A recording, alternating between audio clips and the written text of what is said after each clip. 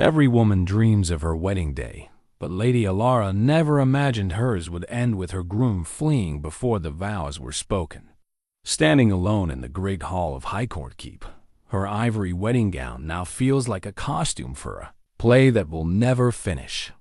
Sir Aldric of Veyron, the wealthiest knight in the realm, steps forward with words that cut through her shame. I need a woman, and you need a home. This is the story of a marriage that begins with practicality rather than passion. A union built on necessity between two people who have been wounded by life in different ways. Lady Elara needs protection from a society that shows no mercy to abandoned brides. Sir Aldric needs a wife to secure his legacy and manage his vast estates. What neither expects is how duty can slowly transform into something deeper. Will their arrangement of convenience become the love story neither dared to hope for? Before we jump back in, tell us where you're tuning in from. And if this story touches you, make sure you're subscribed because tomorrow I've saved something extra special for you. The ancient stones of Highcourt Keep had witnessed countless ceremonies over the centuries, but none quite like this. The great hall stretched before them with its soaring stone arches and tapestried walls, where banners of noble houses hung in silent testimony to alliances forged and broken. Torches flickered in their iron sconces, casting dancing shadows across the assembled guests who shifted uncomfortably in their seats, uncertain whether to stay or flee from this most unusual of wedding celebrations. Lady Elara Pemberton stood, frozen at the altar, her hands trembling as she clutched the delicate white roses that had been meant for her bouquet. The ivory silk of her wedding gown, embroidered with silver thread and patterns of intertwining vines, felt heavy against her slender frame. Her soft brown hair, carefully arranged that morning by her maid with tiny pearls woven throughout, now seemed like an elaborate crown for a queen without a kingdom. The gossamer veil, handed down through 3 generations of Pemberton women, hung like a shroud of broken dreams around her shoulders. Sir Aldric of Veyron observed her from where he stood near the great hearth, his weathered hands clasped behind his back. At 35, he carried himself with the bearing of a man who had commanded armies and conquered territories. Yet in this moment, facing a woman barely 23 years of age, he felt the weight of an entirely different kind of responsibility. His dark brown hair, streaked with premature silver at the temples, was pulled back and secured with a leather cord. The chainmail beneath his deep blue surcoat bore the scars of countless battles, and the heavy gold signet ring on his right hand, bearing the ancient crest of House Veyron, caught the torchlight as he moved. The ring had belonged to his father, and his grandfather before that, each man adding their own weight to the legacy it represented. 3 golden towers on a field of deep blue, with a silver sword crossed beneath, the symbol of strength, honor, and the protection of those who could not protect themselves. Aldric had earned his wealth through 15 years of military campaigns. In the far kingdoms, where his tactical brilliance had made him invaluable to kings and lords alike, gold flowed into his coffers like water, and with it came land, titles, and the burden of maintaining a legacy that demanded an heir. Yet for all his success, Aldric remained alone. He had loved once, in his youth, a merchant's daughter with hair like spun gold and a laugh that could chase away the darkest thoughts. She had died of fever while he was away on campaign, and he had returned to find her grave already grown over with wild flowers. Since then, he had built walls around his heart as strong as those surrounding his keep, allowing no one close enough to wound him again. Elara's story was different, but no less marked by loss. Born to a minor noble house with more pride than gold, she had been raised with one purpose: to marry well and restore her family's fortunes. Her father, Lord Edmund Pemberton, had died when she was 17, leaving behind debts that threatened to swallow their modest estate whole. Her mother, Lady Margaret, had spent the last 6 years arranging and rearranging potential marriages, each one falling through at the last moment due to their lack of dowry or political influence. Lord Garrett Ashford had seemed like salvation. When he finally proposed, young, handsome, and heir to vast holdings in the northern counties, he had courted Elara with poetry and promises of a love that would span eternity. She had allowed herself to believe in fairy tales again, to imagine a future filled with children's laughter and gentle companionship. The wedding preparations had consumed months of planning and the last of her family's resources, borrowed against the hope of Garrett's generous spirit. But Garrett Ashford's courage had proven as fragile as morning mist. When his father threatened to disinherit him for marrying beneath his station, the young lord had chosen wealth over love. He had fled from the church like a coward, leaving behind only a hastily scrawled note claiming he could not go through with such a mishmash. The words had cut deeper than any blade, not just for their cruelty, but for their public nature. Every guest, every servant, every merchant who had provided goods for the celebration, all had witnessed her humiliation. Now the great hall buzzed with whispered speculation. The wedding feast lay untouched on long wooden tables draped with white linen, the roasted peacock and honeyed cakes growing cold while the assembled nobility debated whether to offer sympathy or simply depart to spread gossip through the kingdom. Lady Margaret sat pale and rigid in the front row, her hands pressed to her mouth as if holding back sobs or curses. She knew, as did everyone present, that an abandoned bride was a marked woman. The shame would follow Elara for the rest of her days, making her unmarriageable and reducing her to a burden that would eventually consume what little remained of their family's resources.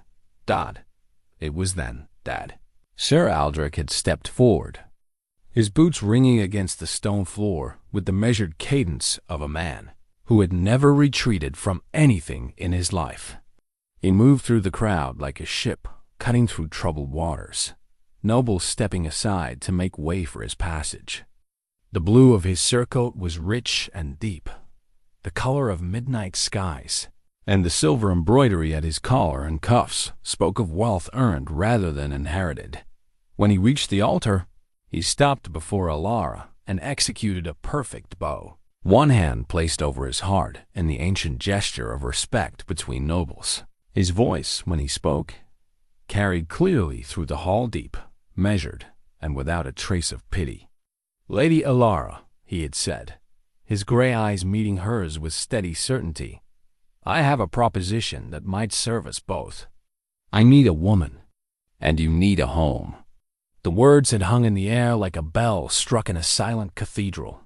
Not romantic, not passionate, but honest in a way that cut through the fog of her despair. Here was a man offering not love, but partnership. Not rescue, but mutual benefit. In that moment, Elara had seen past his battle-scarred exterior to something that might have been kindness, tempered by pragmatism and shaped by a lifetime of hard-won wisdom. The assembly had erupted in murmurs of shock and speculation, but Aldric had kept his eyes fixed on hers, waiting for her answer with the patience of a man who understood that some decisions could not be rushed. Behind him, she could see her mother's face transform from despair to desperate hope, and she knew that whatever choice she made in this moment would echo through the rest of her life. "Sir Aldric," she had replied, her voice steadier than she felt, "I would be honored to accept your proposal."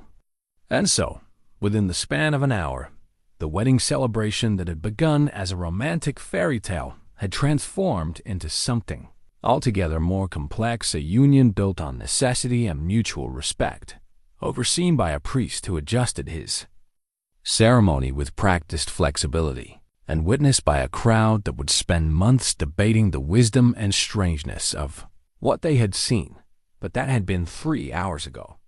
Now, as the last guest departed and the servants began clearing away the remnants of the feast, Elara found herself alone with her new husband in the solar that adjoined the great hall. The room was smaller, more intimate, with tall windows that looked out over the castle's inner courtyard. Tapestries depicting scenes from the old legends warmed the stone walls. and a fire crackled merrily in the hearth, casting dancing shadows.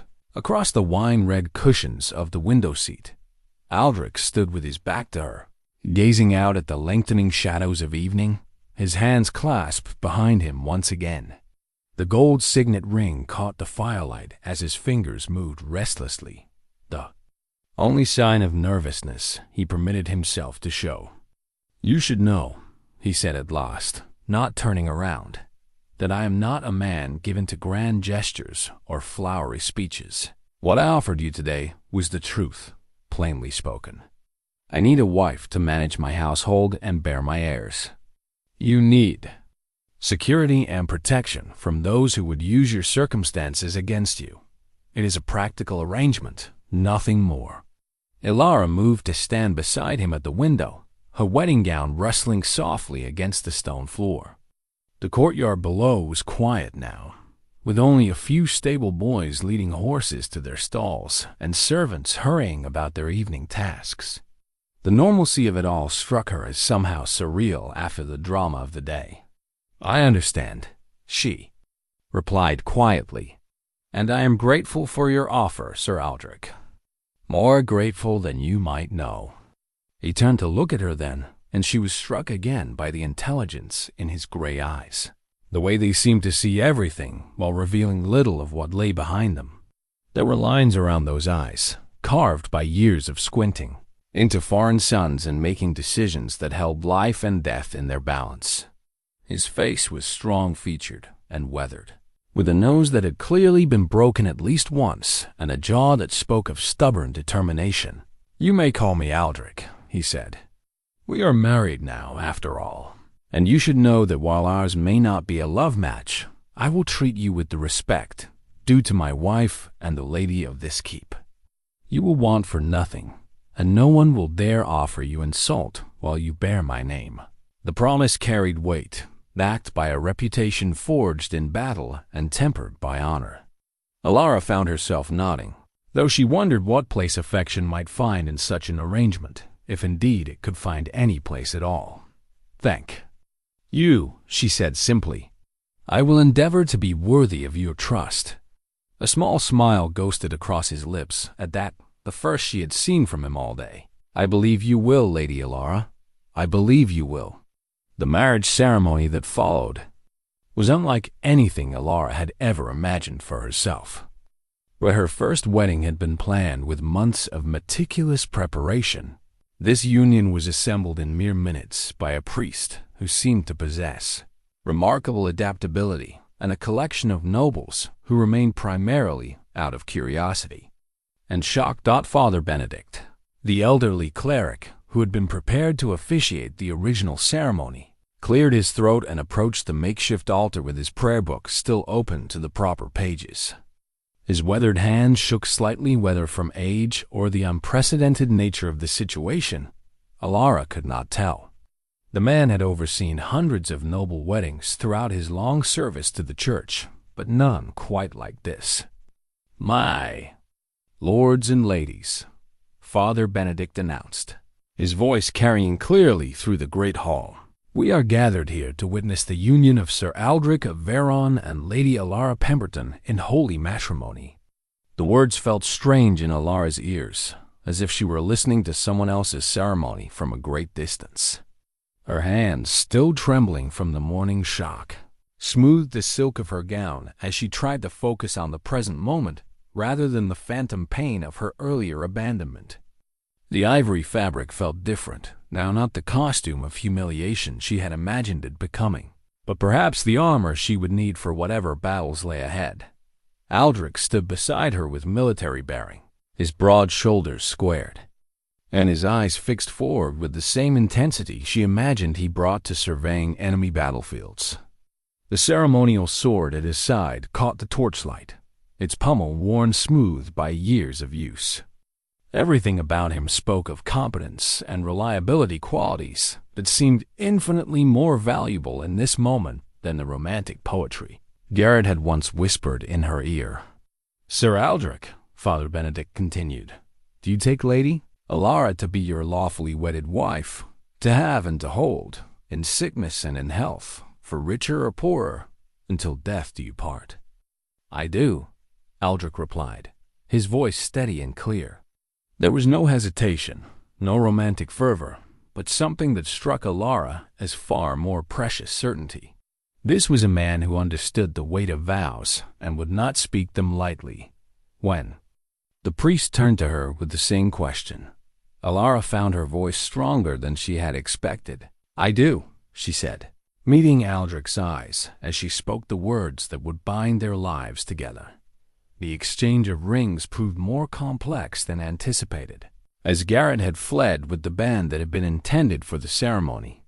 Aldric solved this practical problem by removing his own signet ring and sliding it onto her finger. The heavy gold band was far too large, but the gesture carried unexpected symbolism.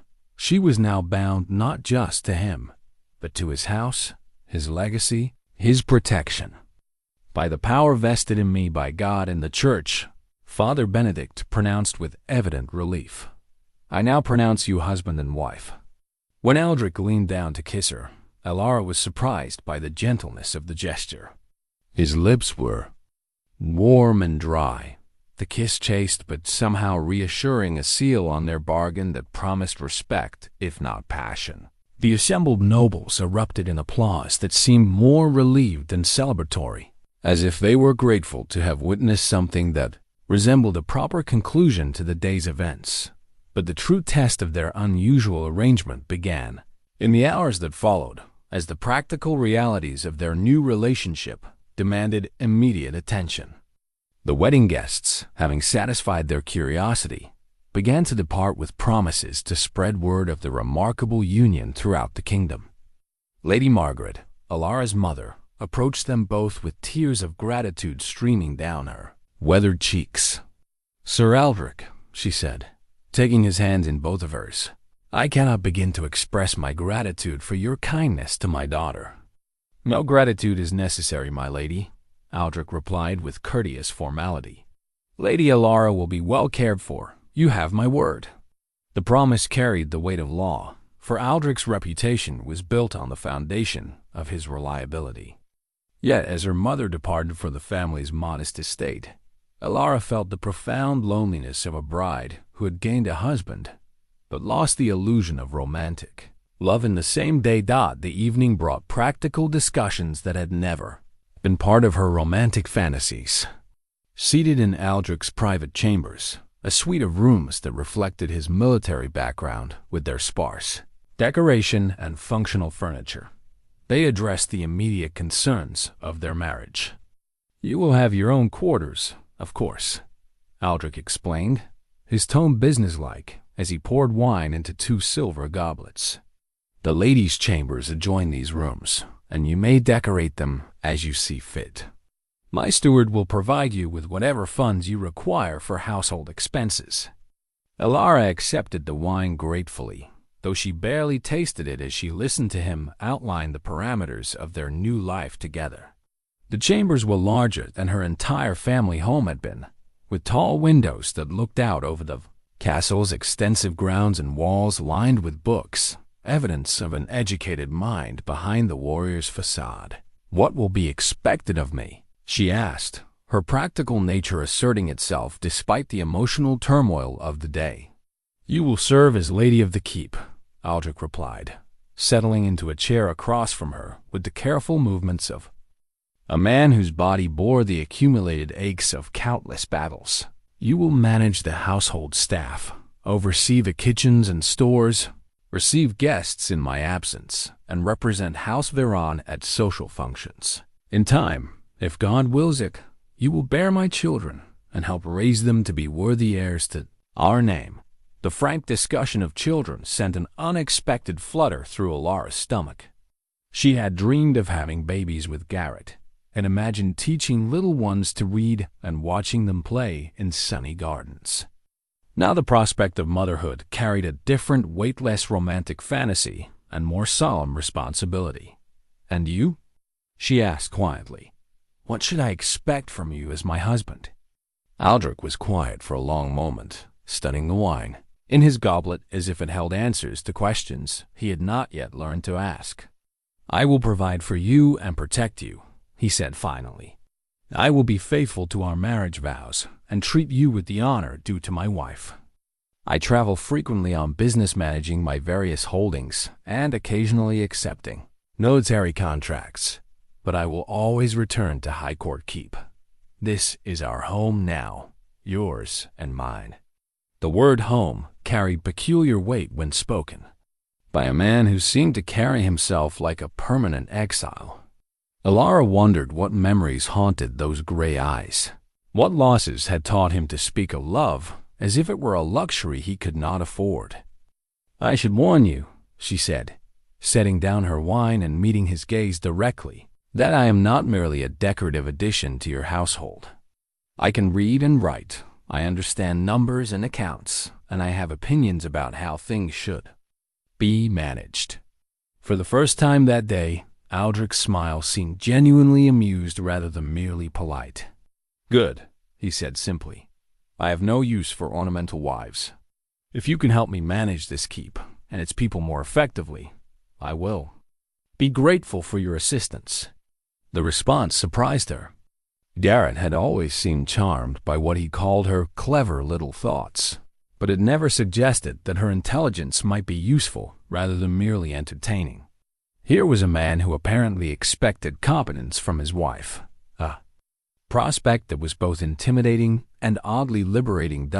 As the evening wore on, and they discussed the practical details of their new life, Elara began to understand that their marriage would be unlike anything she had imagined. There would be no passionate declarations of love, no romantic gestures stolen in moonlit gardens. Instead, there would be respect, responsibility, and the slow building of something that might, with time and patience, grow into genuine partnership. When Aldric finally showed her to her chambers, connected to his by a door that could be locked from either side, Elara found herself alone with the full weight of her transformed circumstances. The rooms were beautiful, furnished with carved wooden furniture and hung with tapestries that depicted scenes of pastoral life. A fire burned merrily in the hearth, and the bed was larger than any she had ever slept in, piled high with soft furs and woolen blankets. Yet as she sat on the edge of that grand bed, still wearing her wedding gown, Elara felt the profound strangeness of her situation. She was married to a man she barely knew, bound by vows spoken in desperation rather than love, facing a future that held security but not the romantic dreams she had cherished since childhood. The marriage contract scroll, now bearing both their signatures in fresh ink, lay on the wooden chest at the foot of her bed, a legal document that had transformed her from an abandoned bride into the lady of one of the wealthiest keeps in the kingdom. But as she finally removed the delicate pearl pins from her hair and prepared for her first night as Lady Elara of Veyron, she wondered if she would ever feel anything more for her practical husband than grateful respect. The first light of dawn crept through the tall windows of Elara's chambers, casting long shadows across the unfamiliar room. She had slept poorly, haunted by dreams that began with Garrett's face and ended with gray eyes that seemed to see too much.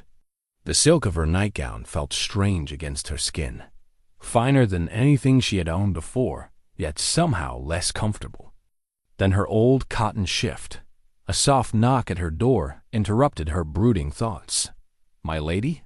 came a woman's voice, tentative but kind. "Sir Aldric has asked me to attend you this morning." Elara rose and opened the door to find a woman of perhaps 40 years, with graying brown hair neatly braided and intelligent hazel eyes that seemed to take in everything at once. Her dress was simple but well-made, marking her as upper household staff rather than a common servant. "I am Meredith," the woman said with a respectful curtsy. "I serve as head of the household staff, and Sir Aldric has asked me to help you settle into your new role as Lady of the Keep." The kindness in Meredith's voice was genuine, and Elara felt some of the tension leave her shoulders. "Thank you, Meredith. I confess I am rather overwhelmed by everything that has happened." "Of course you are, my lady. Any woman would be under such circumstances." Meredith stepped into the room and began laying out fresh clothes on the bed. A gown of deep green wool with silver embroidery at the sleeves and neckline. Sir Aldric thought you might appreciate having a woman to speak with about household matters. As Meredith helped her dress, Elara learned more about her new home than she had gleaned from her husband's careful explanations. Highcourt Keep housed nearly 200 souls, from knights and men-at-arms to cooks and stable boys. The castle's land stretched for miles in every direction, encompassing farms, villages, and woodlands that provided both income and responsibility. Sir Aldric is a good master, Meredith explained as she arranged Elara's hair in a simple but elegant style. Fair in his dealings, generous to those who serve him faithfully, but he expects competence in return. He has little patience for laziness or dishonesty. What happened to the previous lady of the keep? Elara asked, then immediately regretted the question when she saw the shadow that crossed Meredith's face. There has been no lady here for many years, Meredith replied carefully. Sir Aldric has been content with his solitary life until now. The evasion was polite but clear, and Elara decided not to press for details. Whatever ghosts haunted her husband's past, she would learn about them in his own time, or perhaps never at all. Her first breakfast as Lady of Veyron was served in the smaller dining hall, where morning light streamed through painted glass windows depicting scenes of harvest and plenty. Aldric was already seated at the head of the long oak table, dressed in a simple brown doublet that emphasized the breadth of his shoulders.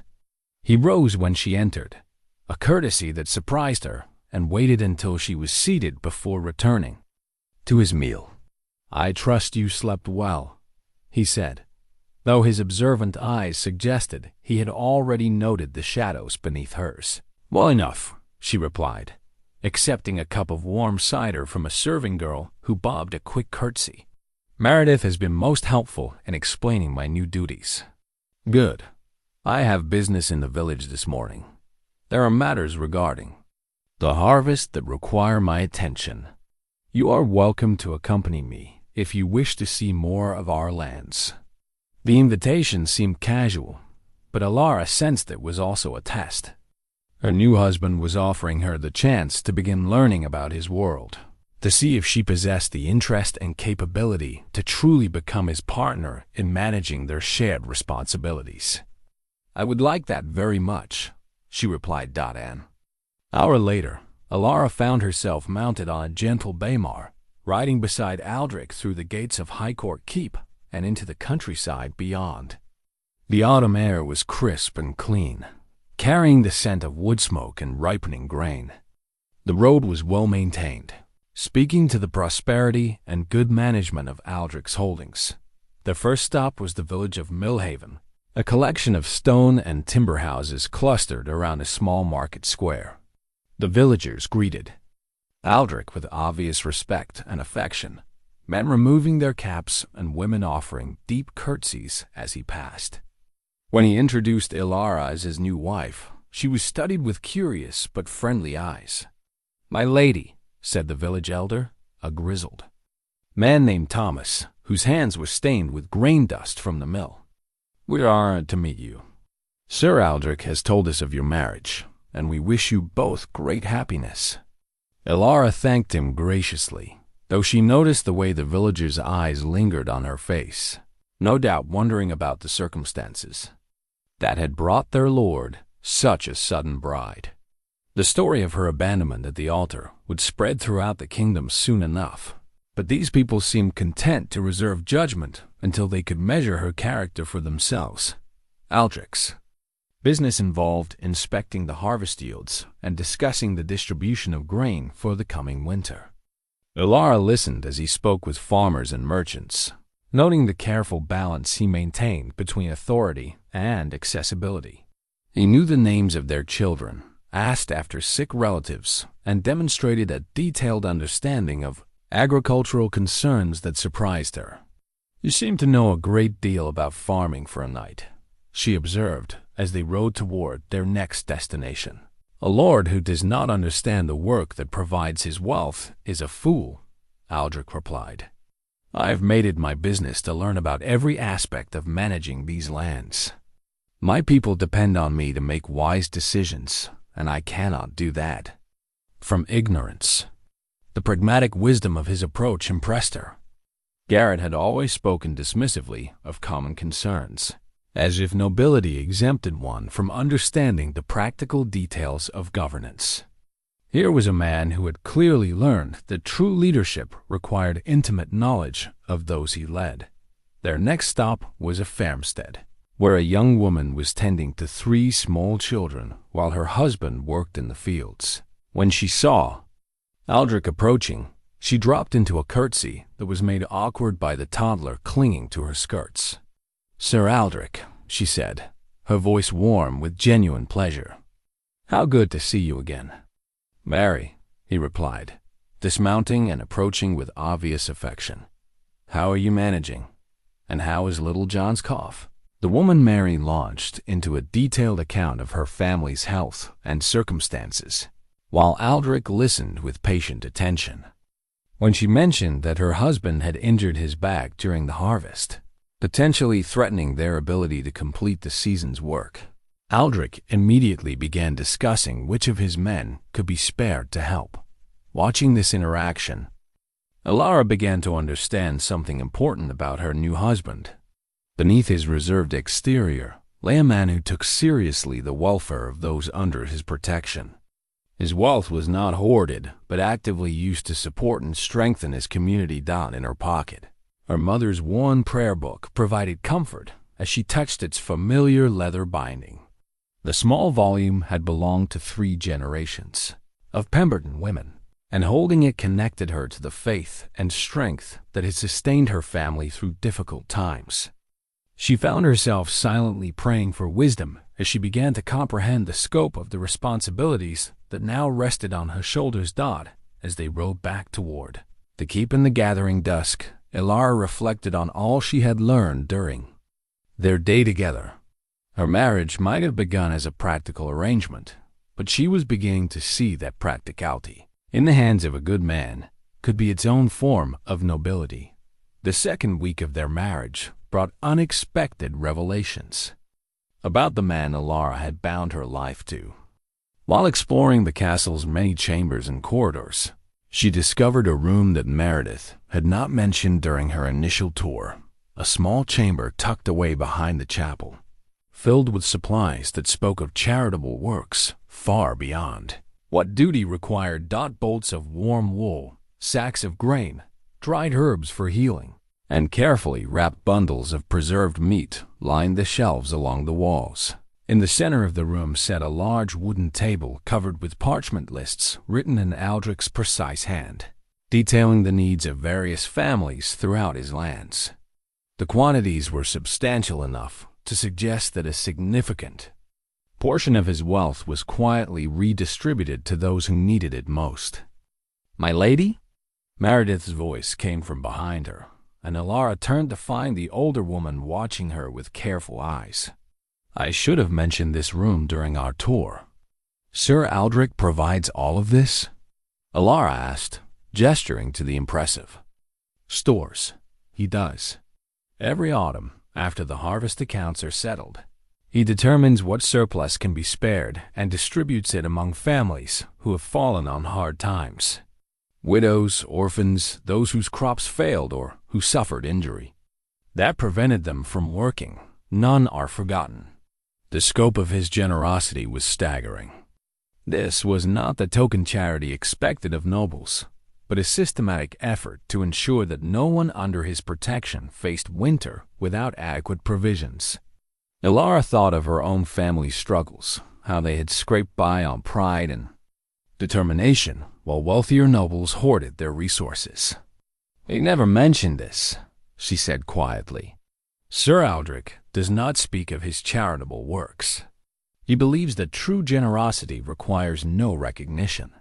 Meredith moved to one of the lists and pointed to several entries. "These families have been helped for years, some of them. He knows their circumstances as well as his own household accounts.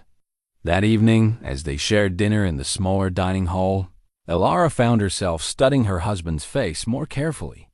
The strong features that she had initially found intimidating now seemed to reflect the steadfast character she was slowly discovering.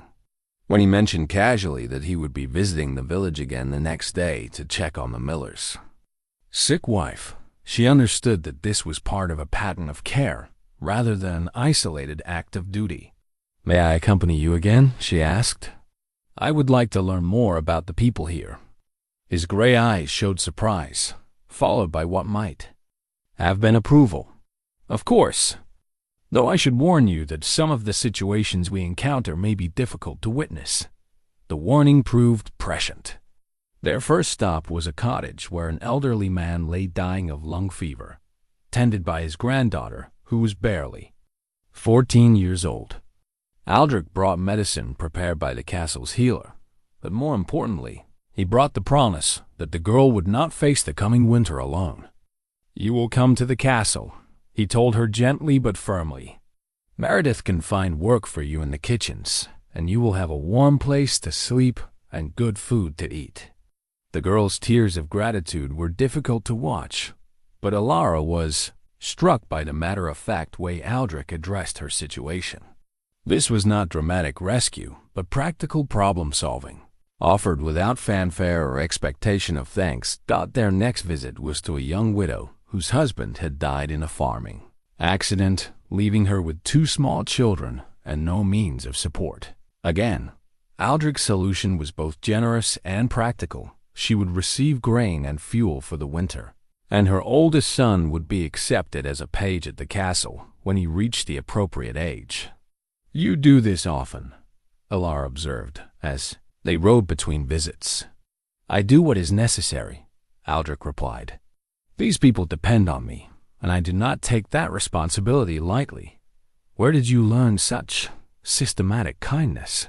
The question seemed to catch him off guard, and he was quiet for several moments before answering.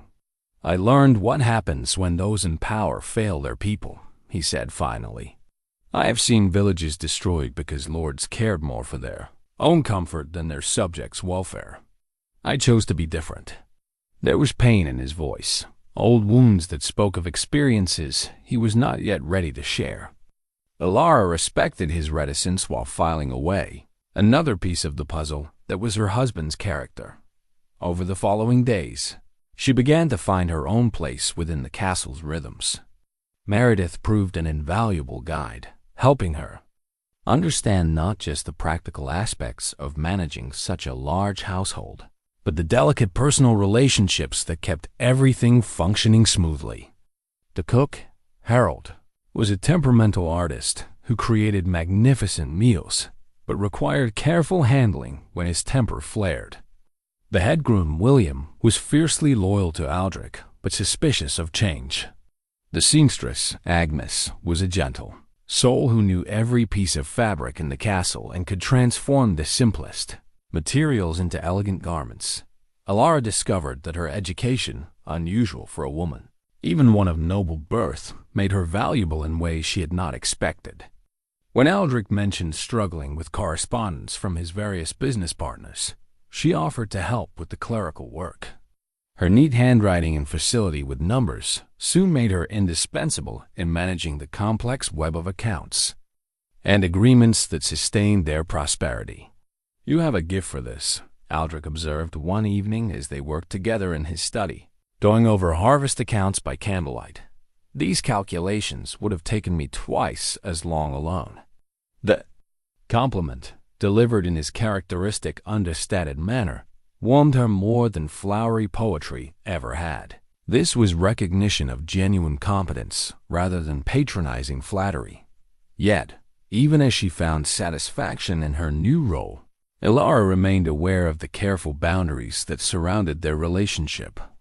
Aldric was unfailingly courteous, considerate of her comfort and respectful of her opinions, but he maintained an emotional distance that reminded her daily of the practical nature of their union. They worked well together, shared meals and conversation, but at night they retired to their separate chambers with polite good night.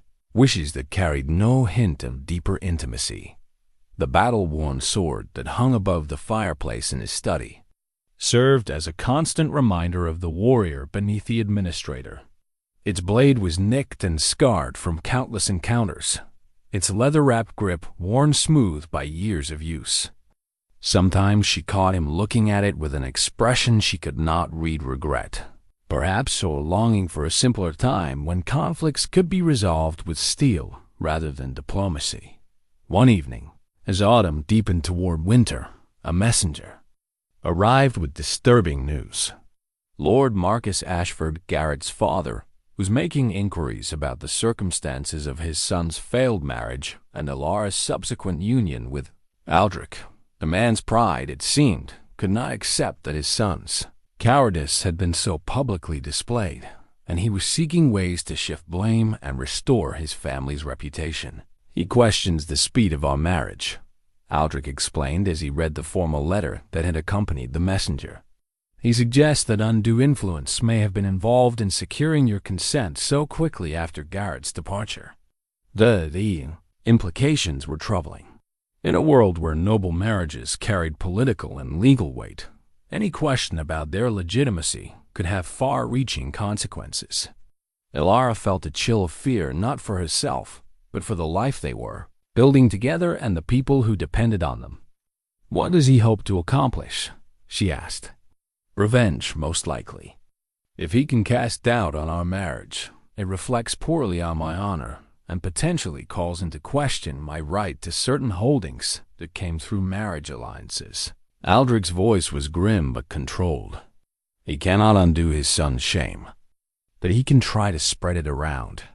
That night, as they worked together by candlelight to draft responses to Lord Ashford's accusations, Elara found herself studying her husband's profile in the flickering light.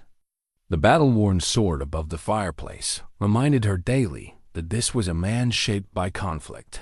But tonight she saw something else: vulnerability beneath the warrior's exterior, a deep need for the peace and stability their marriage had begun to provide. "Whatever comes," she said quietly, "we will face it together." He looked up from his writing, and she saw gratitude and something deeper in his gray eyes. "Together," he agreed, and the word carried the weight of a promise that went far beyond their original practical arrangement. Sir Aldric, the messenger, a nervous young man bearing the Ashford colors, delivered a formal letter that demanded an explanation for what Lord Marcus termed the suspicious circumstances surrounding the disruption of lawful betrothal contracts. Aldric read the letter in silence, his expression growing darker with each line. When he finished, he set the parchment on his desk with deliberate care and dismissed the messenger with instructions to inform Lord Ashford that any further communications should be directed through proper legal channels. "What does he want?" Elara asked, though she suspected she already knew. "Trouble," Aldric replied grimly. "Marcus Ashford is a man who does not easily accept humiliation, and his son's behavior has embarrassed their house considerably. He seems to believe that our marriage somehow invalidates the shame of Garrett's cowardice." The implications sent a chill through Elara. In the complex world of noble politics, accusations of impropriety could be as dangerous as armed conflict. If Lord Ashford succeeded in casting doubt on the legitimacy of their union, it could damage both their reputations and potentially threaten their legal standing. "What can he actually do?" she asked. Aldric moved to stand beside the window, his hands clasped behind his back in the gesture she had come to recognize as his way of thinking through difficult problems. "He can make our lives complicated. File complaints with church authorities about the speed of our marriage, question whether proper bans were read, suggest that undue influence was involved. None of it would likely succeed, but the process itself would be damaging." That night, Elara found herself unable to sleep, her mind churning over the potential consequences of Lord Ashford's enmity. She had thought her humiliation was behind her, but now it seemed the shadows of that terrible day might follow her indefinitely. Rising from her bed, She made her way to Aldric's study. Drawn by the light she could see beneath his door, she found him seated at his desk, writing with intense concentration. Before him lay several sheets of parchment covered with his precise handwriting, and she realized he was composing responses to the various legal and political challenges they might face. "I could not sleep either," she said softly, not wanting to startle him. He looked up, and in the candlelight she could see the weight of responsibility etched in the lines around his eyes. "I am writing to several allies who might be able to provide counsel or support if Ashford escalates his complaints. Is this my fault?" The question escaped before she could stop it, carrying all the guilt and uncertainty she had been trying to suppress. Aldric set down his quill and turned to face her fully. "No," he said with quiet firmness. "This is the fault of a weak man who abandoned his responsibilities and a proud father who cannot accept his son's failure. You are not responsible for either their cowardice or their spite." The certainty in his voice eased some of the tension in her chest, but questions remained. "Why did you really offer to marry me that day? Was it truly just practical necessity?" The question hung between them in the flickering candlelight, and for a moment Elara thought he might not answer. When he finally spoke, his voice carried a weight of old pain. "I told you the truth," he said. "I needed a wife, and you needed protection, but perhaps not the whole truth." He paused, his gaze moving to the war journal that lay open on a side table, a leather-bound volume filled with his careful records of campaigns and battles. "I have seen too many women destroyed by the cruelty of men who should have protected them. When I saw you standing there, facing that humiliation with such dignity, I could not simply walk away."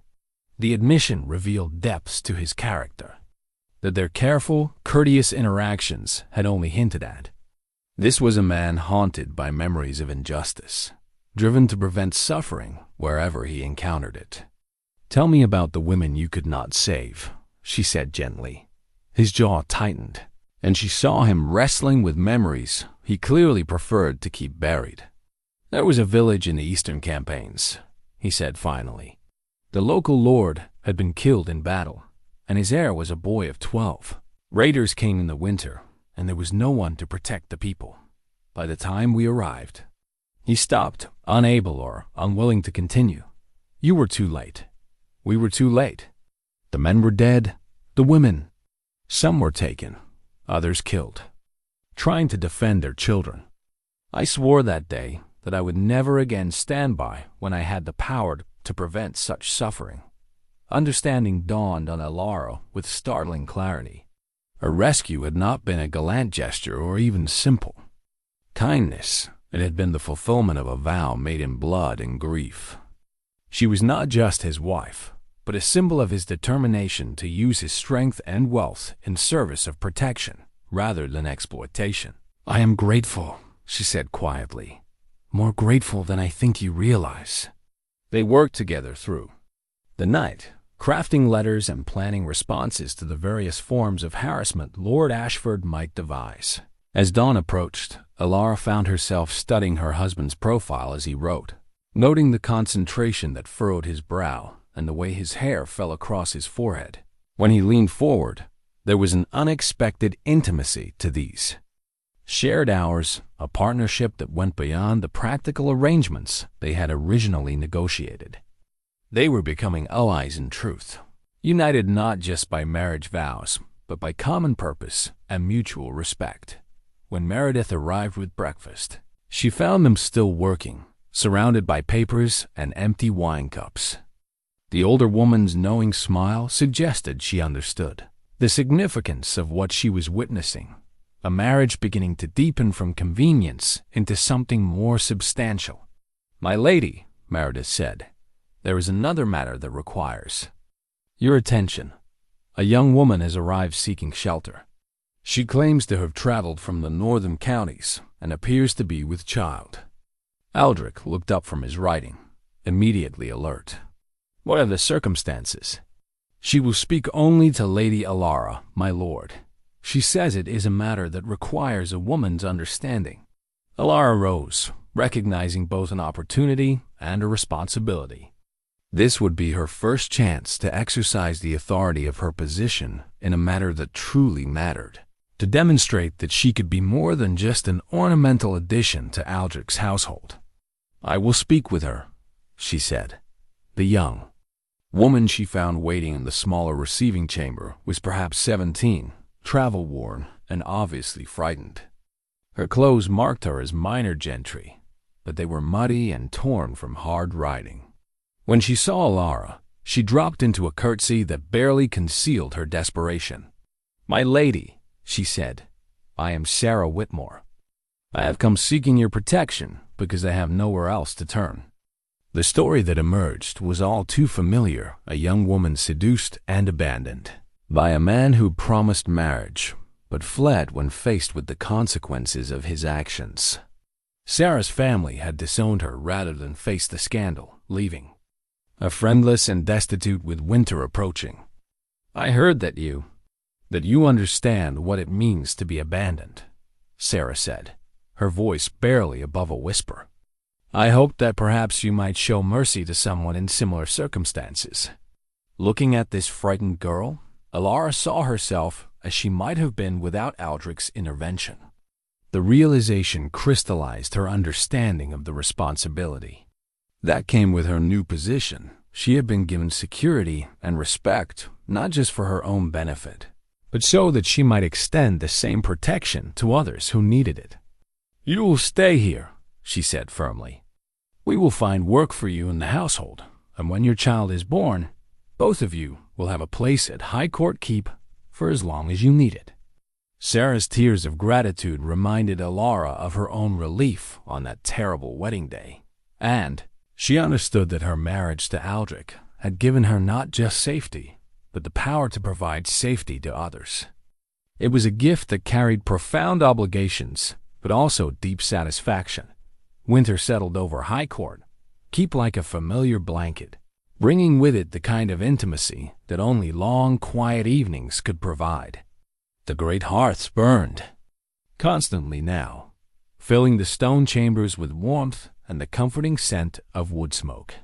Snow blanketed the courtyard and surrounding fields, transforming the castle into something from a child's fairy tale. It was during these peaceful months that Elara began to truly know the man she had married. Their daily routines brought them together in ways that formal courtship never could have achieved. They broke their fast together each morning, discussing the day's responsibilities over warm bread and honey. They worked side by side in his study, managing the complex business of the estate while snow fell silently outside the windows. One evening, as Elara tended to her small collection of healing herbs that she had begun cultivating in the castle's winter garden, Aldric found her, grinding dried chamomile by lamplight. The delicate work required patience and precision, qualities she had developed during her years of helping her mother manage their modest household on increasingly limited resources. "You have skilled hands," he observed, watching her separate the finest powder from the coarser pieces. "My mother taught me. She said a lady should know how to heal as well as how to embroider." Elara continued her work, but she was acutely aware of his presence beside her, the way he moved with careful economy, even in the simple act of examining her preparations. "Practical wisdom," Aldric replied. "I have seen too many nobles who are useless when faced with any task more complex than choosing which wine to serve with dinner." Their conversations had grown easier over the months, less formal and more genuinely companionable. Elara had learned that beneath his reserved exterior lay a man of surprising depth and unexpected humor. He could discuss philosophy with the same competence he brought to military strategy, and his observations about human nature were often startlingly insightful. "Tell me about your campaigns," she said one night as they sat before the fire in his study, she with her embroidery and he with account books that required his attention. "Meredith mentioned you served in the Eastern Kingdoms." Aldric was quiet. for so long that she thought he might refuse to answer, but eventually he set aside his work and stared into the flames. "War is not the glorious adventure that poets make it seem," he said finally. "It is mostly mud and boredom punctuated by moments of terror and brutality. Yet you were successful at it. I was good at keeping my men alive and achieving objectives, with minimal loss of life. That made me valuable to kings who needed results rather than heroic gestures." His voice carried no pride, only the weariness of a man who had seen too much death. "Is that why you retired from active campaigning?" "Partly." He turned to look at her, his gray eyes reflecting the firelight. "I reached a point where I had accumulated enough wealth to live comfortably, and I no longer wish to profit from other men's suffering. There comes a time when a wise man steps away from violence and seeks more peaceful pursuits." The conversation revealed another layer of the complex man she was slowly coming to understand. Here was someone who had achieved success in the most brutal of professions, but possessed the wisdom and moral clarity to recognize its costs. His retirement to estate management was not escape, but evolution, the transformation of a warrior into a protector. Their growing comfort with each other was tested when Sarah Whitmore went into labor on a bitter January night. The girl had worked quietly in the kitchens throughout her pregnancy, earning the respect of the other servants through her diligence and gentle nature. When her time came, it was Elara who served as midwife alongside the castle's healer, holding Sarah's hand through the long hours of struggle. The birth was difficult, complicated by Sarah's youth and the baby's reluctance to enter the world. Elara found herself praying desperately as the night wore on, her mother's prayer book clutched in her free hand as she whispered words of encouragement to the laboring girl. When the child finally arrived, a healthy son with a lusty cry that echoed through the castle, Elara felt a joy that surprised her with its intensity. She had helped bring new life into the world, had shepherded both mother and child through the dangerous passage that claimed so many women of their time. Aldric appeared at dawn, drawn by reports of the successful birth. He found Elara exhausted, but radiant, holding the sleeping infant while Sarah rested nearby.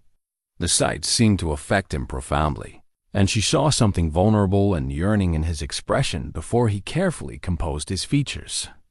"A fine boy," he said quietly, approaching to look down at the baby's peaceful face. "Sarah wishes to name him Edmund, after my father," Elara told him. "She says he will grow up to be a good man because he was born into kindness rather than shame." The words seemed to resonate with Aldric in ways Elara did not fully understand. Later, when they were alone, he surprised her by revealing more of his own history. "I was born a bastard," he said without preamble, as they walked through the castle's corridors in the early morning light. "My father acknowledged me and provided for my education, but I grew up knowing what it meant to bear the burden of circumstances beyond my control." The admission explained much about his compassion for those who found themselves in desperate situations through no fault of their own. It also made his generosity towards Sarah and her child more personally meaningful. He was ensuring that this boy would never face the stigma and uncertainty that had shaped his own early years. "Does it still pain you?" Elara asked gently. "No," he replied, and she heard truth in his voice. "I learned early that a man's worth is measured by his actions, not his birth. If anything, my circumstances taught me to value what I built rather than what I inherited." The conversation marked a turning point in their relationship. The careful courtesy that had characterized their early months together began to give way to genuine friendship and, increasingly, something that might have been called affection. They shared private jokes and comfortable silences, worked together on projects that went beyond mere necessity, and found themselves seeking each other's company, even when duty did not require it. Elara discovered that Aldric possessed a surprisingly gentle touch when tending injuries, a skill learned from treating wounded soldiers in the field. When she cut her hand on a broken pottery shard, He cleaned and bandaged the wound with careful precision, his large hands unexpectedly tender as they wrapped soft linen around her palm. "You should have been a healer rather than a warrior," she observed, watching his concentration as he tied the bandage. "Perhaps in another life," he replied, but his smile was warm rather than sad. These small intimacies shared work, gentle care, quiet conversations by firelight were building something between them that neither had expected when they spoke their practical vows. It was not the passionate romance of ballads and poetry, but something deeper and more enduring. The slow growth of genuine love rooted in respect, nurtured by kindness and strengthened by shared purpose. Neither spoke of these changing feelings directly, but both were aware of the shift in the emotional landscape of their marriage. When their hands brushed as they worked over account books, the contact lingered. When they bade each other good night, their eyes held longer than mere courtesy required. The air between them grew charged with possibilities that neither was quite ready to acknowledge aloud. Spring would bring new challenges and revelations that would test everything they have built together. But for now, in the peaceful depths of winter, their marriage was quietly transforming from arrangement to affection, from duty to something that resembled the beginning of genuine love. The letter arrived on a rain-soaked morning in early spring, carried by a messenger who bore the seal of a monastery in the northern mountains. Aldric accepted the correspondence with the same careful attention he gave all official communications. But Elara noticed the way his expression changed as he read the contents, a subtle tightening around his eyes that spoke of unwelcome revelations. "What is it?" she asked, setting aside her embroidery as he read the letter a second time. "Brother Francis writes that Lord Ashford has been making inquiries about our marriage," Aldric replied, his voice carefully neutral. "It seems he has been questioning whether proper procedures were followed in the speed of our union." The news was troubling, but not entirely unexpected. Lord Marcus Ashford had remained a persistent thorn, filing complaints with church authorities and spreading rumors about the circumstances of his son's abandoned betrothal. What made this letter different was what came next. Brother Francis also mentions that he has received a visitor asking about records from 15 years ago. Aldric continued, still staring at the parchment. "Someone has been inquiring about a young woman named Catherine Whitmore who died in their care." Elara felt a chill that had nothing to do with the damp spring air. "Whitmore? Like Sarah?" "Yes." Aldric set the letter down with deliberate care, and she could see him wrestling with some internal decision. "Elara, there is something I must tell you. Something I should have revealed long before now." The gravity in his voice sent alarm through her chest. Over the months of their marriage, she had come to trust his honesty implicitly. Whatever he was about to confess, it was significant enough to trouble a man who faced most challenges with unshakable composure. "Catherine Whitmore was the woman I loved before you," he said quietly. "The woman I told you about who died while I was away on campaign." Elara felt the world shift beneath her feet as the implications became clear. "And Sarah is Catherine's younger sister. I have been watching over her family from a distance for years, providing assistance through intermediaries. When her father disowned her, she must have remembered hearing my name mentioned in connection with Catherine's death." The revelation struck Elara like a physical blow. Sarah's arrival had not been the coincidence it appeared, and Aldric's immediate acceptance of the girl's situation took on an entirely different meaning. He had been caring for his dead beloved sister, ensuring her safety out of loyalty to a ghost. "You knew who she was when she arrived," Elara said, the words barely above a whisper. "I suspected. The resemblance to Catherine is quite strong. And the name, the circumstances, it all fit together." Aldric's voice remained steady, but she could see the pain in his eyes. "I should have told you immediately, but I was afraid." "Afraid of what?" "Afraid that you would think I married you as some sort of substitute for her."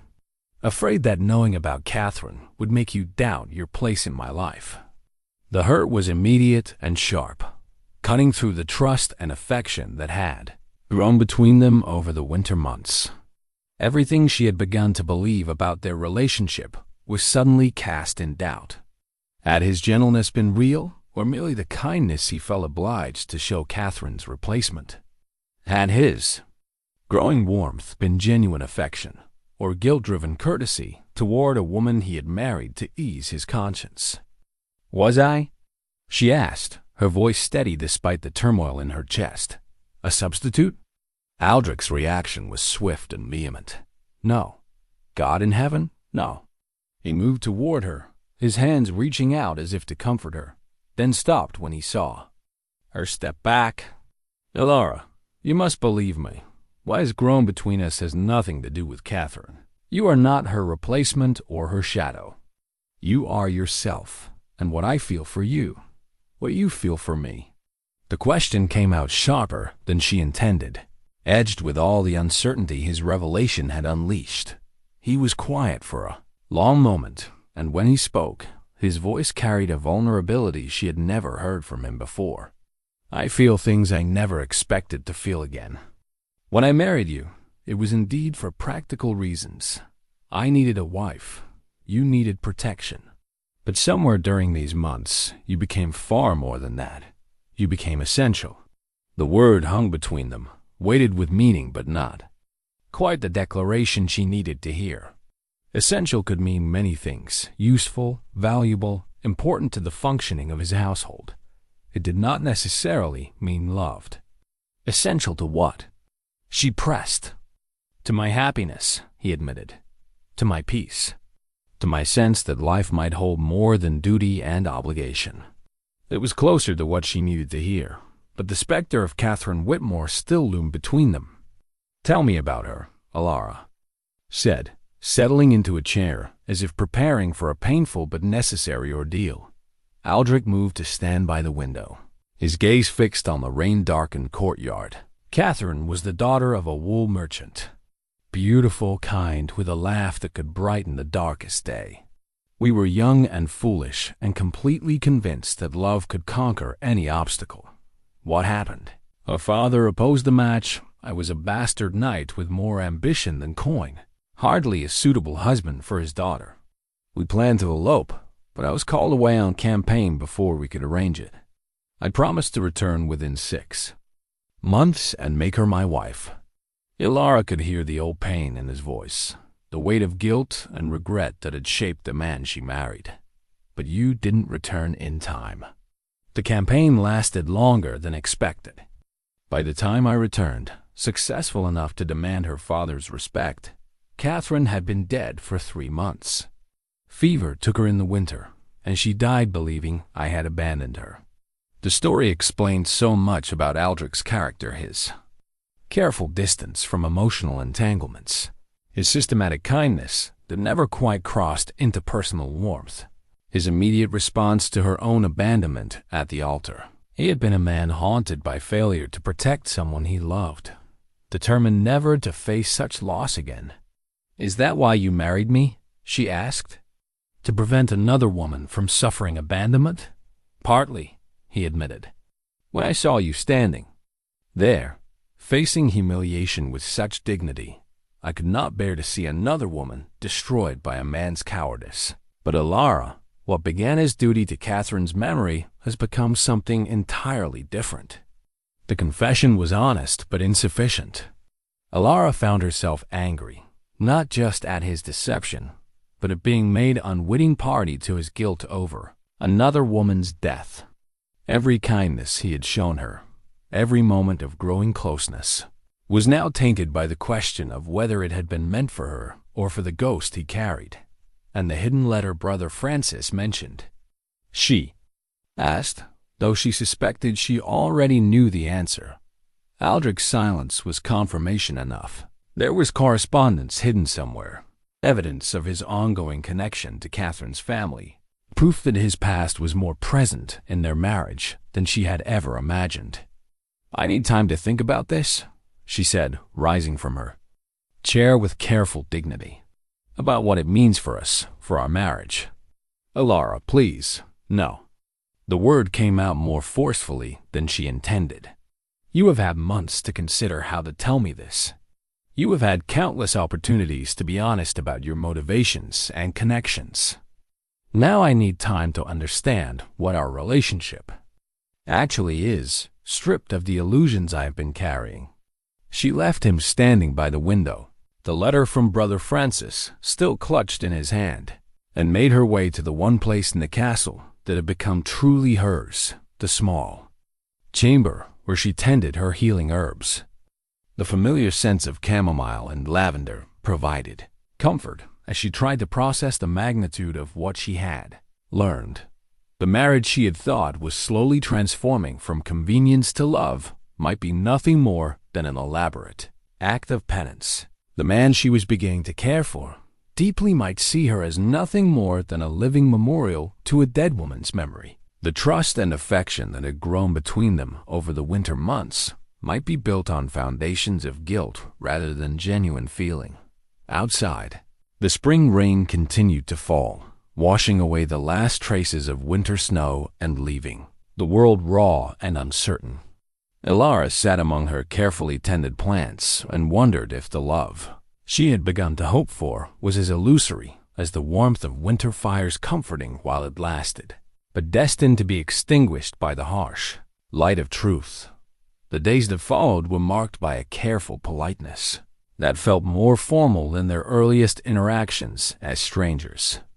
Elara maintained her duties as Lady of the Keep with scrupulous attention to detail, but the easy companionship that had developed between her and Aldric had been replaced by the kind of courteous distance that spoke of wounded trust and unresolved pain.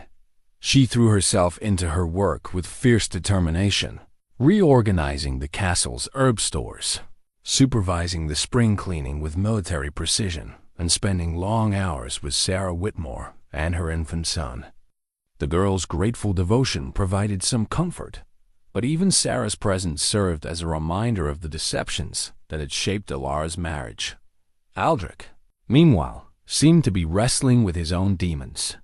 She often saw him in his study, late into the night, sometimes writing letters that he would discard unfinished, sometimes simply staring into the fire with an expression of profound regret.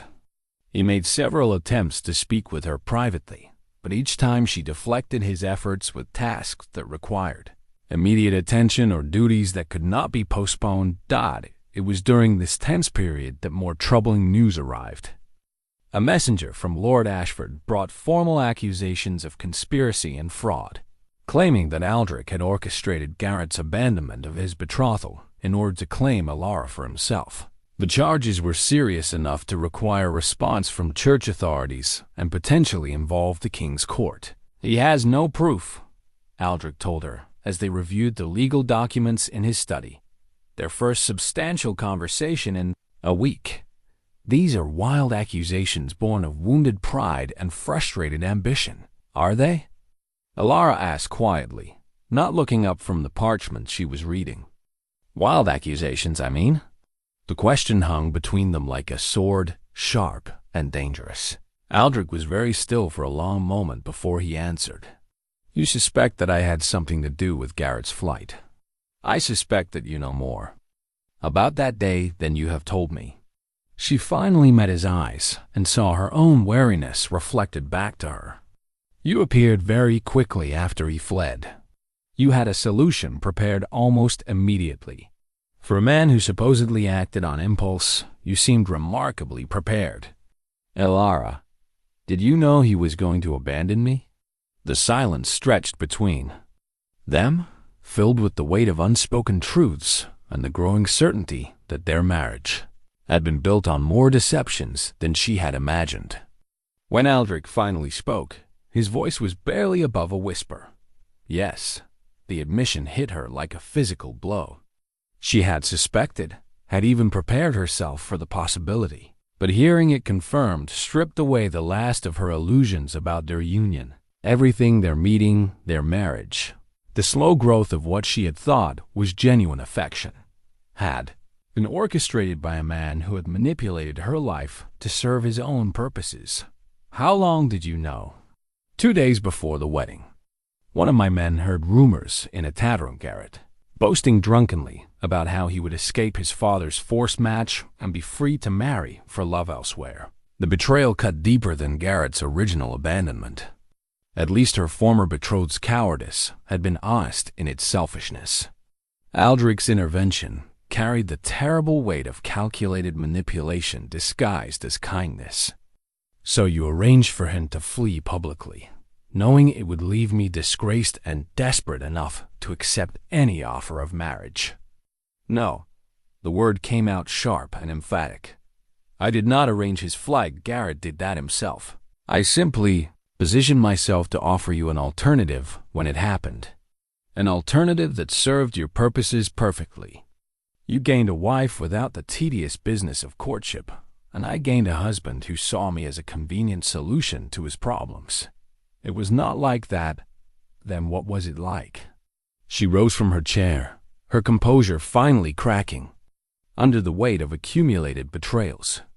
Tell me, Aldric, what was it like to stand there and watch me be humiliated, knowing you could prevent it, but choosing instead to let it happen so you could play the part of rescuer? His face went white at the accusation, and she saw that her words had found their mark. I could not prevent his flight without revealing that I had been watching you, without raising questions about my motives that would have damaged us both. I did what I thought was best. For whom? For me? Or for your guilty conscience over a woman who died 15 years ago? The words were cruel, and she regretted them even as they left her lips. But the pain of discovery had stripped away her usual restraint, leaving only raw hurt and the desperate need to understand how much of their relationship had been real. Aldric turned away from her, his shoulders rigid with tension. Perhaps, he said finally, it was both. The admission was honest but devastating. Elara sank back into her chair, feeling suddenly exhausted by the weight of revelations and the complexity of emotions she could no longer untangle. Love, gratitude, betrayal, and anger warred in her chest, leaving her uncertain of what she actually felt for the man she had married. I need to know, she said quietly. I need to know what is real between us and what has been performance. Everything since. Our wedding has been real, Aldric replied, turning back to face her. My respect for you, my gratitude for your partnership, my growing. He stopped, as if the words were too dangerous to speak. Your growing what? My growing love for you. The declaration she had longed to hear now came tainted with doubt. How could she believe in love that had been built on deception? How could she trust emotions that might be nothing more than guilt and gratitude dressed in prettier clothes? Love, she repeated, tasting the word like something bitter. Or obligation? To the woman you used to salve your conscience? Damn Catherine's memory, Aldric said with sudden violence, his careful control finally snapping. I am tired of living in the shadow of a dead woman's ghost. Yes, I failed her. Yes, I have carried that guilt for 15 years. But what I feel for you has nothing to do with guilt or obligation, or the desire to atone for past failures. The raw pain in his voice gave her pause, suggesting depths of feeling that his careful courtesy had never revealed. Then, what does it have to do with? With the way you tend wounded creatures with infinite patience. With your intelligence and competence and the strength that lets you carry burdens without complaint. With the fact that you have made this castle feel like a home rather than simply a fortress. His voice grew quieter, more vulnerable. With the way you look at me sometimes, as if you see something worth loving beneath all the scars and mistakes. The words were everything she had hoped to hear, but they came too late and carried too much baggage. The trust that might have made them meaningful had been shattered by revelations that cast doubt on everything that had come before. How can I believe you? She asked. How can I trust anything you say when so much has been hidden from me? I don't know, he admitted. I only know that losing you would be far worse than anything Lord Ashford could devise." Before either of them could say more, a commotion in the courtyard interrupted their painful conversation. Shouts and the sound of horses suggested new arrivals, and Meredith's voice calling urgently for Sir Aldric indicated that whatever was happening required immediate attention. They made their way to the great hall to find chaos. Armed men wearing Ashford colors had arrived unannounced, led by a young knight whose bearing and features marked him unmistakably as Garrett himself. He stood in the center of the hall like an actor taking center stage, his golden hair perfectly arranged and his clothes expensive enough to demonstrate his family's wealth. "Sir Aldric," Garrett announced in a voice pitched to carry throughout the hall, "I have come to reclaim what was stolen from me." The words were clearly calculated for maximum dramatic effect, and Elara felt a surge of anger at the sheer audacity of the man who had abandoned her, now claiming she had been stolen. But beneath the anger was a more complex emotion, the recognition that this confrontation would force her to choose between the certainty of her anger and the uncertainty of forgiveness. "You abandoned your betrothal," Aldric replied with icy control. "Lady Elara is now my wife, legally and properly wed. Under circumstances that my father intends to challenge in court," Garrett shot back. "Circumstances that suggest conspiracy and fraud on your part." The accusation hung in the air like a gauntlet thrown down, and Elara realized that this moment would define not just their immediate future, but the entire trajectory of her marriage. She could support Aldric despite her doubts, or she could allow her hurt over his deceptions to drive a wedge between them that their enemies could exploit. In her hands, she clutched the silk banner she had been embroidering, a standard that bore both the Veyron and Pemberton crests intertwined, a symbol of unity that now seemed almost mockingly optimistic. The choice before her was clear: stand with the man who had deceived her but also protected her, or allow the past to destroy whatever chance they might have for a genuine future together. The great hall of Highcourt Keep had never felt more like a battlefield than it did in that moment, with Garrett Ashford standing amid his armed retinue like a conquering hero come to claim his prize. The irony was not lost on Elara. The man who had fled from marriage like a coward now postured with theatrical bravado, as if his abandonment had been strategy rather than weakness. "Lady Elara," Garrett said, turning to her with the practiced smile that had once made her heart flutter. "I have come to offer you freedom from the sham of a marriage. My father has gathered evidence that will annul your union and restore your honor." The words were calculated to sound noble, but Elara heard the underlying assumption that still defined Garrett's view of the world, that she was a prize to be won or lost, a possession with no agency of her own. The man who had abandoned her without a word now spoke as if he were her savior. "My honor needs no restoration," she replied, her voice carrying clearly through the hall. "I am exactly where I choose to be." Garrett's confident expression flickered momentarily, as if her response had not been part of his prepared script. "You cannot prefer this arrangement to a true marriage born of affection. Surely you remember what we meant to each other." The appeal to their former attachment might have moved her once, but Elara found herself measuring Garrett against the man she had come to know over the winter months. Where Aldric was steady and reliable, Garrett was mercurial and self-serving. Where her husband showed his worth through actions rather than words, her former betrothed offered nothing but pretty speeches and belated regret. "I remember a man who fled rather than face his father's displeasure," she said quietly. "I remember being left alone at the altar while he chose comfort over courage." The words hit their target, and Garrett's fair complexion flushed with anger. "I was young and confused. My father threatened to disinherit me. Surely you can understand the pressure I faced." "I understand that you valued your inheritance more than your promises," Elara replied. "Just as I understand that you come here now not out of love, but because your pride cannot bear that another man succeeded where you failed." Around them, the assembled household staff and Aldric's men watched the confrontation with fascination and growing tension. This was more than a personal dispute.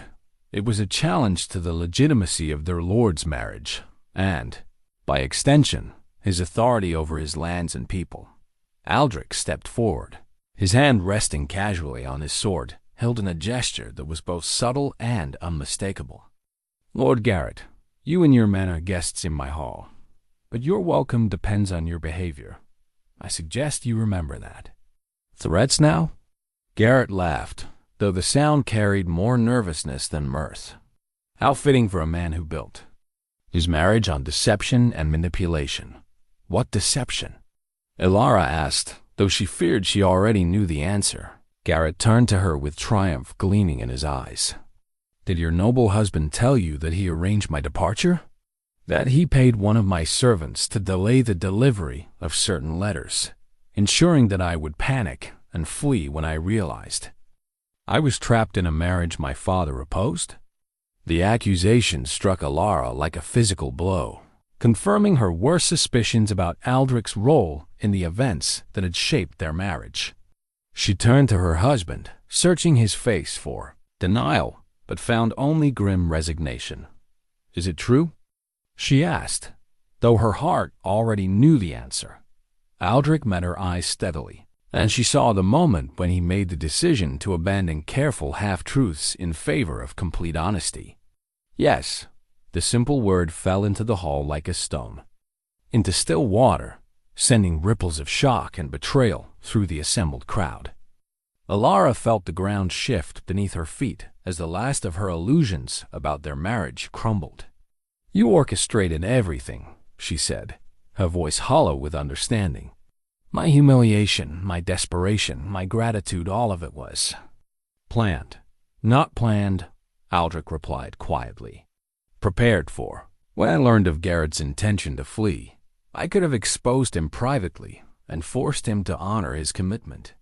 Instead, I chose to let events unfold publicly, knowing that his cowardice would leave you vulnerable to my offer of marriage." The admission was devastating in its honesty.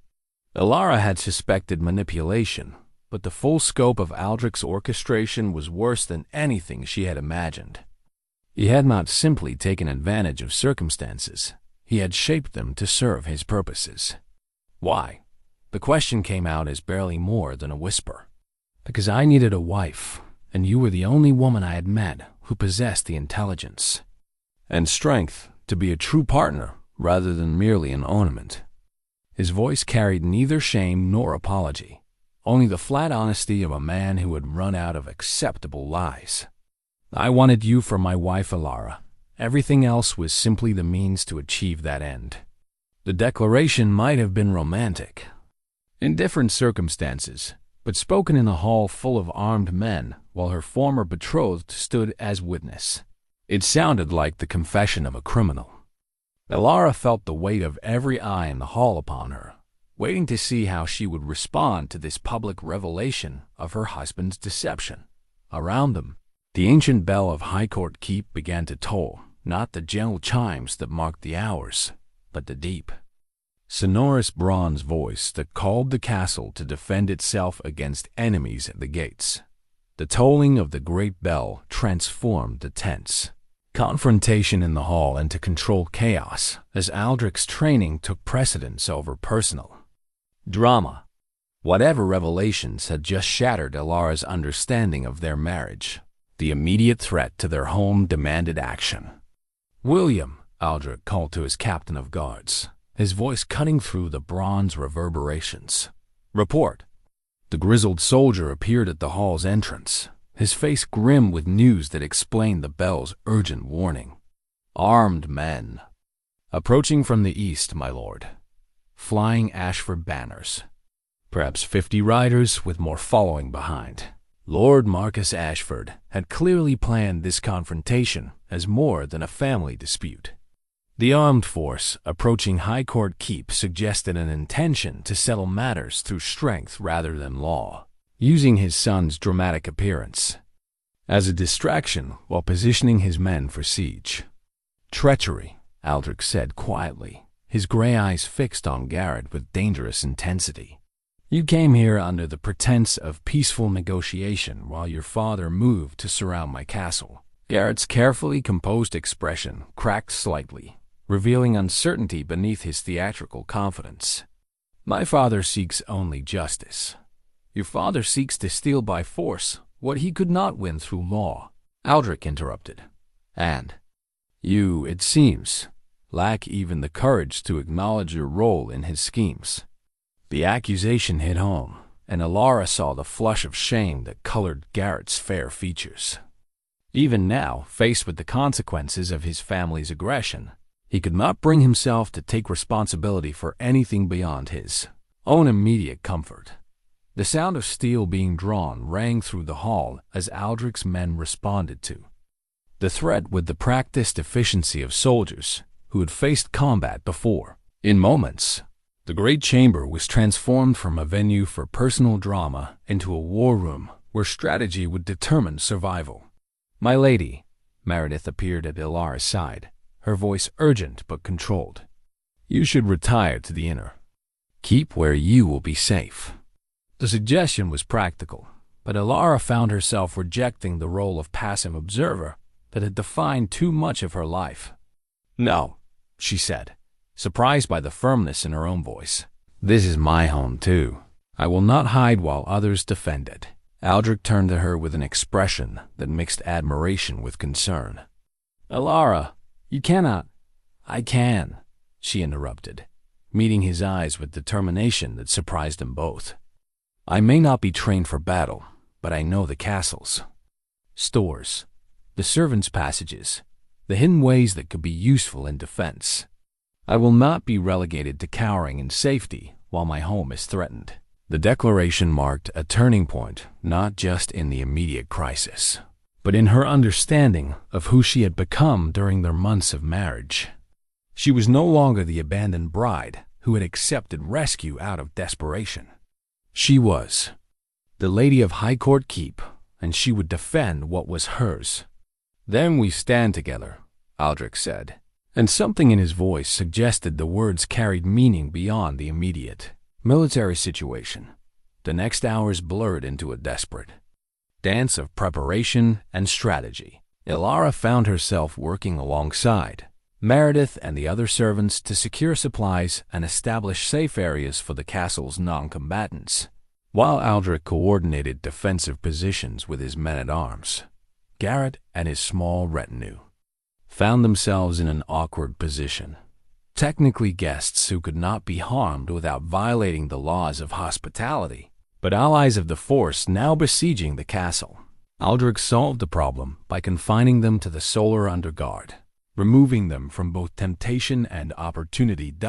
As afternoon wore toward evening, Lord Marcus Ashford's true intentions became clear.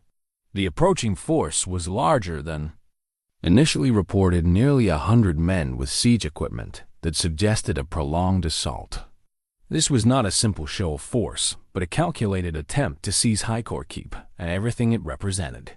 "It means to take the castle and claim you were held here against your will," Aldric explained to Elara as they stood together on the battlements, watching the enemy forces establish their positions. "With Garrett as witness to our supposed crimes, he could justify any action as rescue rather than aggression." The strategy was clever in its cynicism, but it had not accounted for Elara's own agency in the matter. "Then we must ensure that fails," she said simply, as the first arrows began to fly and the siege of Highcourt Keep commenced in earnest. Elara realized that the battle being fought was about more than territorial disputes or wounded pride. It was about the right to choose one's own destiny, to build something meaningful from imperfect beginnings, to forgive past deceptions in service of future possibilities. Standing beside Aldric as they faced their enemies together, she felt the simple gold wedding ring that had replaced the ornate contract of their early marriage. The plain band represented choice rather than obligation, love rather than duty, partnership rather than arrangement. Whatever lay between them, deception and truth, manipulation and genuine feeling, guilt and love, would have to be resolved if they survived this night. But for now, they had a home to defend and a future to fight for. Whatever form that future might take. Dawn broke over Highcourt Keep with the pale light that follows storms, revealing a castle still standing and defenders still breathing, though both bore the scars of a long night's battle. The siege had lasted until nearly midnight, when Lord Marcus Ashford's forces had finally retreated in the face of determined resistance and the unexpected arrival of reinforcements from neighboring lords who owed Aldric both friendship and debts of honor. Elara stood in the great hall, her green gown torn and stained from the night's work. Her hair escaped from its careful arrangement and hanging in simple braids down her back. She had spent the dark hours tending wounded men, carrying messages between the battlements and the stores, and proving to herself and everyone else that she was far more than an ornamental addition to Highcourt Keep. The family portrait tapestry she had begun months earlier lay spread across one of the long tables, its half-finished threads telling the story of her journey from abandoned bride to lady of the castle. The intertwined crests of Veyron and Pemberton were nearly complete, worked in silver and blue thread that caught the morning light streaming through the tall windows. Aldric entered the hall, still wearing his mail, his sword at his side and exhaustion written in the lines around his eyes. He had fought with the controlled ferocity of a professional warrior, protecting what mattered most, and Elara had watched him transform from the careful, courteous man she married into something elemental and dangerous.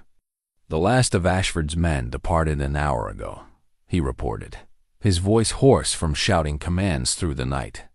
"They took their wounded and their pride, but left their siege equipment behind in their haste to escape. And Garrett?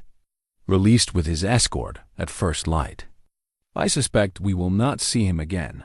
His appetite for adventure seems to have been considerably reduced by seeing actual combat rather than hearing about it in taverns." The wry observation carried no satisfaction, only the tired pragmatism of a man who had dealt with a necessary unpleasantness. Elara found herself studying her husband's face, noting the new lines etched by strain and the way his gray eyes reflected both relief and uncertainty. "We need to talk," she said quietly. "Yes," he agreed, "we do."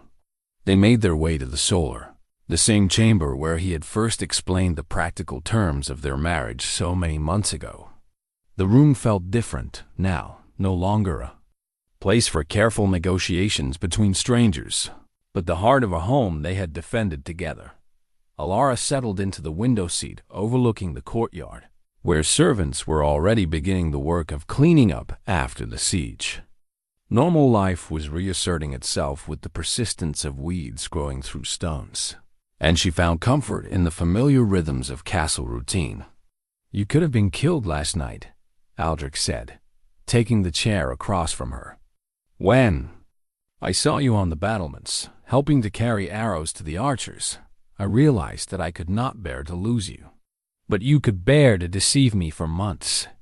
The accusation hung between them, without heat now, a simple statement of fact that required acknowledgement rather than argument. They had moved beyond anger into the more complex territory of understanding and choice. "Yes," he admitted, "I could bear to deceive you because I believed the deception served us both. I wanted you for my wife, and you needed a husband who could protect you. I told myself that the means were justified by the ends. And now, I know that I was wrong. Not about wanting you," he added quickly, "but about the deception. You deserved honesty from the beginning, even if that honesty might have led you to refuse my offer." Elara considered his words, weighing them against everything she had learned about his character over their months together. The man who had manipulated events to secure their marriage was the same man who had spent the night ensuring that every defender of the castle had food and water, who had checked personally on wounded men, who had fought not for glory but for the protection of everyone under his care. "I cannot say I forgive you," she said finally. "Not yet. The betrayal cuts too, deep for easy absolution. His face tightened with pain, but he nodded acceptance of her judgment. But, she continued, I can say that I understand why you did it. And I can say that what we have built together matters more than how it began. Hope flickered in his gray eyes. What do you mean? I mean that I love the man you are, not the perfect husband I might have imagined. I love your systematic kindness, your dry humor, your competence in crisis. I love the way you treat our people with respect and the way you carry responsibility without complaint. She paused, gathering courage for the most important words. I love you, Aldric, deceptions and all. The relief that flooded his features was profound and genuine. And I love you, Elara, not as a substitute for anyone else, not as a solution to my problems, but as yourself strong and intelligent and brave enough to stand with me against whatever comes. They came together then, not with the passion of young lovers, but with the deeper satisfaction of two people who had tested their partnership in fire and found it strong enough to endure. His arms around her felt like coming home, and his kiss carried the promise of a future built on honesty rather than arrangement. Later, as they worked together to restore order to their castle and their lives, Elara reflected on the strange journey that had brought them to this point. She had begun as an abandoned bride, desperate enough to accept marriage to a stranger. She had become a woman who could defend her home and choose her own destiny. Their love story would never be the romantic fairy tale she had once imagined, but it was something perhaps more valuable, a partnership forged through trial and strengthened by choice. They had learned that true love could grow from the most practical beginnings, that trust could be rebuilt after betrayal, and that the strongest foundations were often laid by shared struggle rather than shared dreams. In the evening light that streamed through the solar windows, Elara returned to her tapestry, adding new threads to the family portrait that told their story. The intertwined crests of their houses would soon be joined by smaller figures representing the children they hoped to have, the legacy they would build together. What had begun with the words, I need a woman, and you need a home, had become something far richer, a love that promised to endure beyond any single lifetime, a home that would shelter not just them but generations yet to come.